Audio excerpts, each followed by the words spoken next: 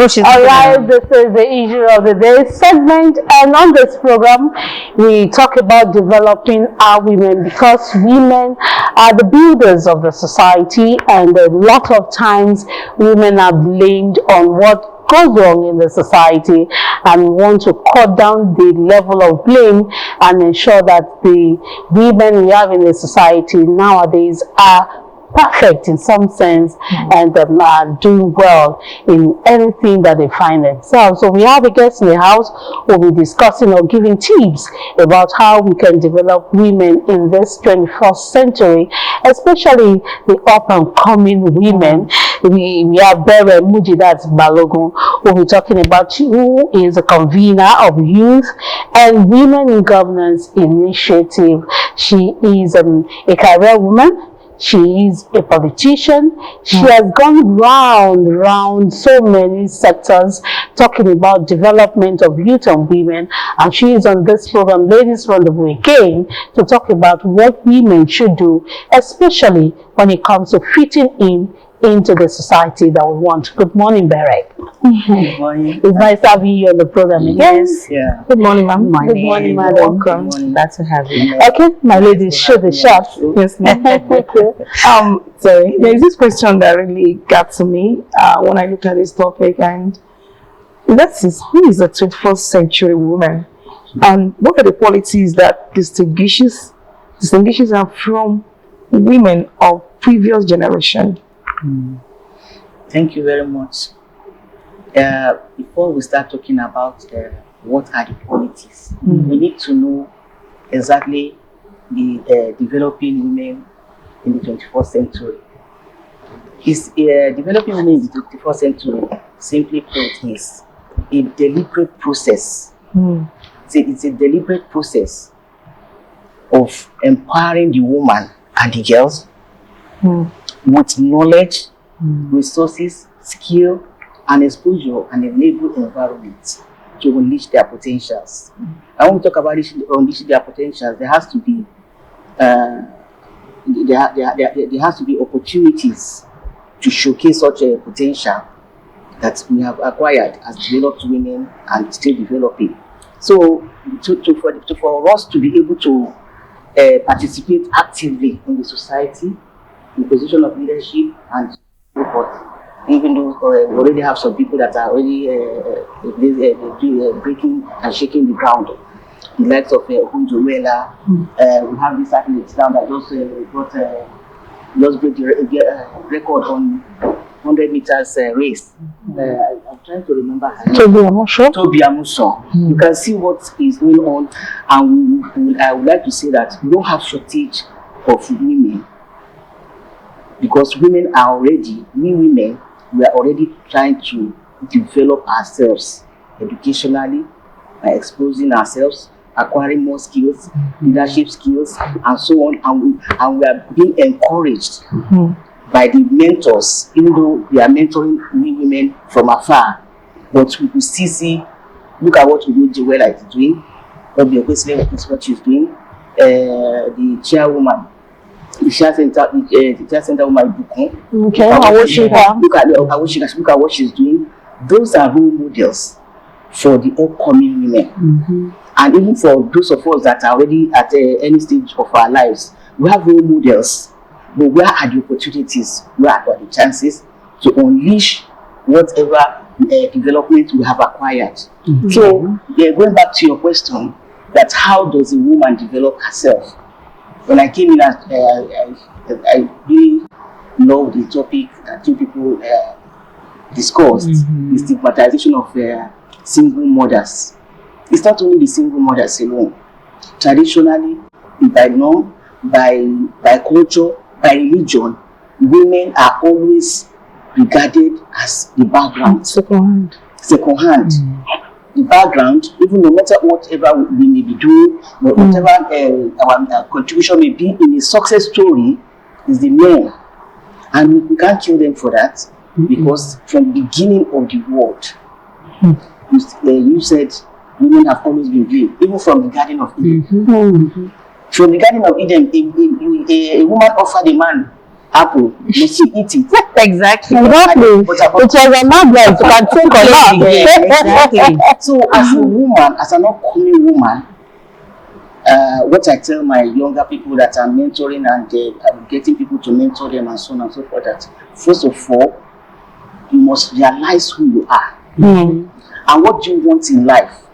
What is the purpose of your journey in life?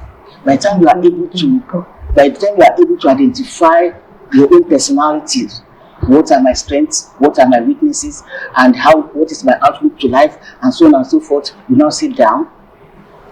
I believe in the leading of the Holy Spirit, that the Holy Spirit will now order your steps. Number one, you must work on yourself educationally.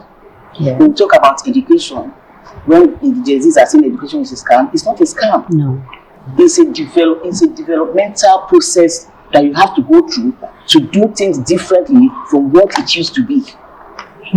So when you develop yourself mentally, your ability to cope with whatever challenge that comes your way, because you have been developed mentally. I'm not saying that illiterates are not illiterates are not be productive.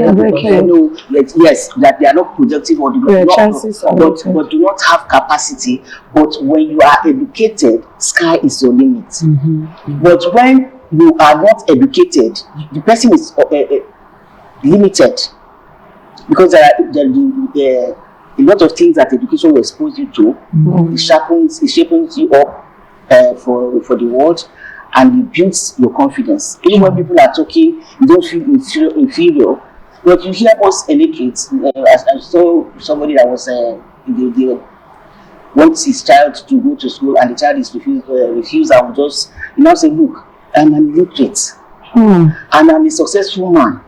But the success is not complete, because there are places that he goes to that he cannot even talk there, and there are places he goes to that he cannot even contribute, even though he has a good idea, even though he has good idea, but the world has moved, has evolved, that when you find yourself in the midst of educated people, naturally you become withdrawn. That's true. Naturally, you become intimidated. Not because they are intimidating you, but the situation you find yourself is intimidating to you, because you believe, which is very wrong. I have a mother now that she's an illiterate, but the kind of wisdom that she has. Exactly. But that one is on one side. But education will expose you to modern way of doing things. As a woman, irrespective of your age, you must be digitally inclined. After you have educated yourself, you must be digitally inclined. And development, when we talk about development, appearance, anywhere you show up, anywhere you are going, dress as if you can from there go to another place. That you can from there go to another place. Severally, people just say, and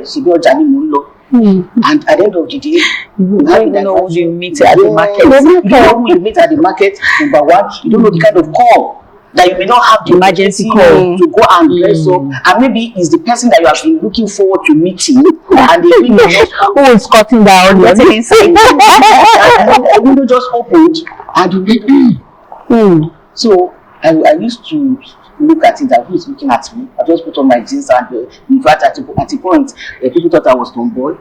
But when I saw the kind of reception I was receiving, Yoruba say, and the way you address, that's the kind of seat they give unto you. And even these days, people don't give opportunities, they don't give chances like that. When you find yourself anywhere, number one, when you are well dressed, you are confident. Sure, it boosts your confidence, and you can enter anywhere unchallenged. But no matter who you are, who you may be, before they will know you, they would have profaned you. And that's what you know. And before start saying, do you know who I am?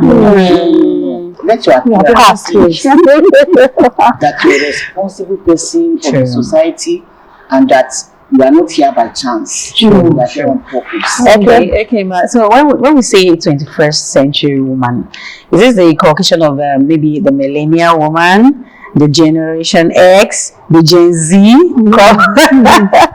put together? Is that what we call it? That's the first question. Then secondly, there's a lot of these opinions about this our generation that what our mothers did, no, I cannot do it, they don't like some things the mothers did and all, but there are still some values, some lessons, some things that we can pick from our mothers, to be inculcated into this our generation. How do we now get to let this generation calm down? Easy. Yeah, you need it easy. Like you need to learn this value, because the way our generation is flying with a lot of lessons, like new wisdom, it's getting too much. So we don't shoot over the bar. Yeah. How do we now get our generation, the 21st century woman, to balance it? Yes, thank you. Well, we spoke about the 21st century woman. The 21st century woman is a well-developed and exposed. Okay. When I talk about exposure, I'm not talking about the Gen Z exposure. Okay. But at least you've gone places. Traveling is part of exposure. Okay. Meeting people is part of exposure. Reading books is part of exposure. And watching educational programs. Okay. They may be in comic, they may be in serious, and they may be by way of documentary. So are you saying a grandma that is well exposed now is also a 21st century woman? I'm coming to that. I'm coming to that. Where did I stop? You're talking about developing using documentaries and all that. Watching the documentaries. Yes. That one is for general. Okay. That one is for general. The Gen Zs, when you talk about crisis mode, there is the meeting point. There's crisis. Wow. The way we look at the Gen Zs, they are so strange to us, and when the Gen Zs look at us, It's so strange. we are so strange. It's a big gap. Yes, that's a big gap. And I don't know the one that you mean by the X. I just know the millennial, which is maybe you people. I want my own generation. So, You are very far from us. very far. Honestly, the society as it is now, the social media, as much as the disadvantages are, people are not picking the advantage. They are not maximizing the advantage. They are just carried away with so many things that are not real, that are being portrayed in social media as being real. So it's very confusing to them. In our own generation, the generation before us, they told us that look, in our own days, did we have this kind of comfort? Our own, when we gave back to you people, we now said, did we have this kind of comfort that you people are having? The way things are evolving, it's not evolving in such a manner that people can comprehend and assimilate, and there's no time to digest. Wow. There is no time. The world is in so much haste, rushing and so on. During our own time, when you go to behind the windows to watch TVs. But these days, you see children of tabs, even babies, not even toddlers, even babies, put them in front of TV and so on. And whatever they see at that stage, it's what they are doing. It's what their brain is processing. And by the time you start talking to them with your own background, it becomes strange to them. About the Gen Zs. Yes. Okay, we have those 2 minutes to go, and I want you to differentiate between being educated and being intelligent, because a lot of times they tell you the intelligence of this woman will carry this capacity, and you are educated, you have a certificate, but with your intelligence they will tell you you can't function well. So what is the difference between being educated and being intelligent when it comes to development? When it comes to development, these two are very important. You have to be intelligent when you are educated, and intelligence doesn't mean whether you are educated. Like I cite the example of my mom, very intelligent woman, very wise woman. You see, when the book is just to develop you mentally, But intelligence comes from inside. How intelligent are you? It's your way of life, your approach to life, your outlook to life. But when you talk about education, it's the one that is coming from outside. Intelligence is from inside. Yes. It's cognitive. Wow. It's cognitive. But the education aspect is the acquired. Coming from people. It's the acquired. So that's the difference. Intelligence is from inside, the way your brain processes things, and the way your mind relates with your brain, and the way your mind sends signal to the brain. But the one, when you talk about education, is the one you learn. It's a learned knowledge. So the two have to come together. But when you are very slow in thinking, or your outlook, or you are very poor in reasoning, then education may not take you anywhere. May not. As much as intelligence can take you to very far, and when you now have the two, in fact, we begin to fly. All right. That's a safe place for us to end the program. Thank you so much, Bere, for coming on the program and talking about developing women in the 21st century. I think we'll bring Bere because she's into mentoring, she's into tutoring, and has a lot of groups that she's overseeing. About time. Oh my God! Maybe anytime you want to bring that, she will start the program with us. Before you conclude, just happy birthday. Thank you. Happy birthday to Thank you. Thank you so much, ladies. And one thank you. Thank you, Bere. And Bere is actually the Bere of Imekoland here in Ogun State. And she's the #1 daughter of the king from Imekoland. Thank you for coming on the program.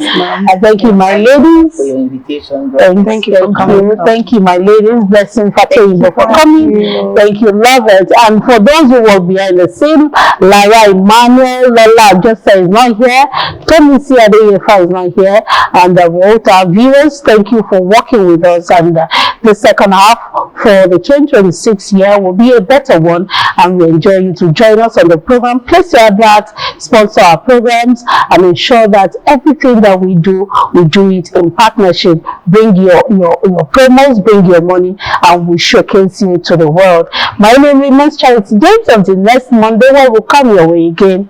Remain blessed and have a very good week ahead of you. Bye-bye.